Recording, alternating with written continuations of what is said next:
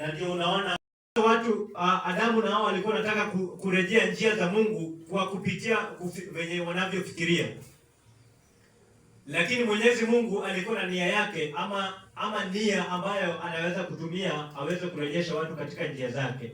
Ikawa mwanakondoo ambaye ni Yesu Kristo akaweza kuingia akuwe ni upatanisho. Bwana Yesu asifiwe.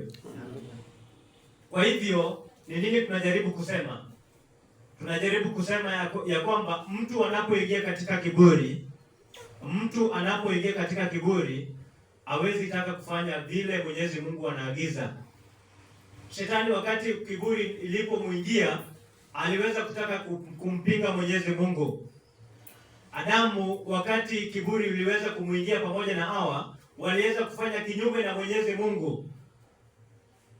Lakini sheria za Mwenyezi Mungu ni haki, ili watu wa Mungu waweze kukamilishwa nazo. Na ndio tunasoma, unaposoma kitabu cha Tito 2 mstari wa 12, tunafundishwa na sheria za Mwenyezi Mungu. Tunafundishwa na neema ambaye ni Yesu Kristo. Neema ambaye ni Yesu Kristo anatufundisha kutii. Yesu Kristo anafundisha watu kuweza kutii neno ambalo tumeambiwa na Mwenyezi Mungu. Hiyo ndio inakosekana siku ya leo. Tito 2 mstari wa 12, kama umefika soma.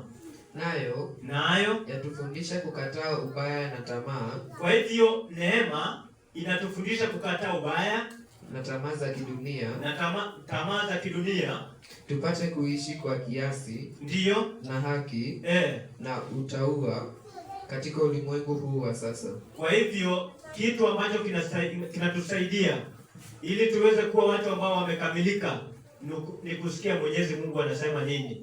Na siku ya leo ni jambo ya kushangaza, maana watu hawezi taka kujua Mwenyezi Mungu anasema nini. Watu wanafanya vile wanavyofikiria, lakini hawafanyi vile Mwenyezi Mungu anavyowaagiza.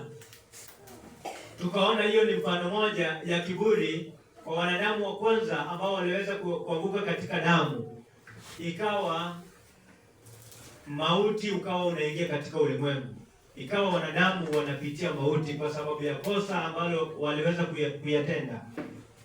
Nataka tuweze kuchukua tena mfano mwingine ya kiburi. Nataka tusome kitabu cha Mambo ya Nyakati wa Pili. Mambo ya Nyakati wa Pili 26. Nataka tusome kwanza mstari wa 4 na wa 5. Inasema, ndiyo, akafanya yaliyo yaadili machoni pa Bwana. Kama hujaweza kujua, tunaongea kuhusu mtu ambaye anaitwa Uzia. Uzia alikuwa ameteuliwa na Mwenyezi Mungu ili aweze kufanya kazi ya Mwenyezi Mungu. Biblia inasema katika 26 mstari wa 4 ya kwamba Uzia akaweza kufanya mema machoni pa Mwenyezi Mungu. Soma. Sawa na yote aliyoyafanya Amazia za babaye, ndiyo, akajitia nia amtafute Mungu, ndiyo, katika siku za Zekaria. Kwa hivyo huyu mtu alikuwa hakika anamtafuta njia za Mungu. Alikuwa anatafuta njia za Mungu. Aliye na fahamu katika maono ya Mungu. Mambo yote ambayo alikuwa anataka kuyaongelea Uzia wakati ule ilikuwa ni mambo ya Mungu. Na muda alipomtafuta Bwana, ndiyo, Mungu alimfanikishia. Unaona, mtu yeyote anapotafuta uso wake Mwenyezi Mungu, na Mwenyezi Mungu naye anamkaribia. Mtu yeyote anapojinyenyekesha ili aweze kutafuta uso wake Mwenyezi Mungu naye anamkaribia, kwa sababu Mwenyezi Mungu anamhesabu kama mtu wa haki. Wacha uone kiburi wakati inaingia katika Uzia, maisha yake inaanza kubadilika. Anaanza kuona ya kwamba mambo na Mwenyezi Mungu aje ikue.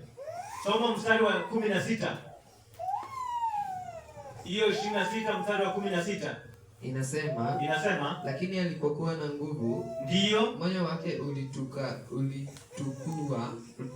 ulitukuka, ndiyo, hata akafanya maovu, akamwasi Bwana Mungu wake, kwani aliingia hekaluni mwa Bwana ili afukize uvumba juu ya bahu ya kufukizia.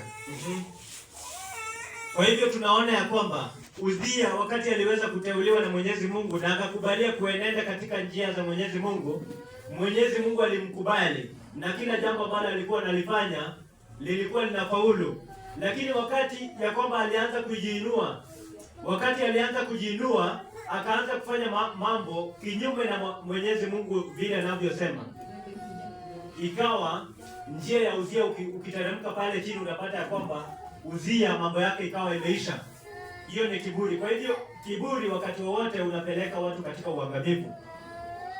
Waje tuchukue tena mfano mwingine ili tuweze kurudi kwa Wakristo siku ya leo. Maana naona muda unaenda sana. Nataka tuchukue kiburi ya watu ambao wanaitwa wana Israeli. Watu ambao wanaitwa Wayahudi. Wayahudi walikuwa wameteuliwa kuwa ni watu wa Mungu. Na kupitia kwa maagano ambao Mwenyezi Mungu aliweza kuwachukua, kuna mambo ambayo waliweza kukubaliana ili waweze kuitwa watu wa Mungu. Lakini wakati walianza kuenda kinyume, Mwenyezi Mungu akawa amewaacha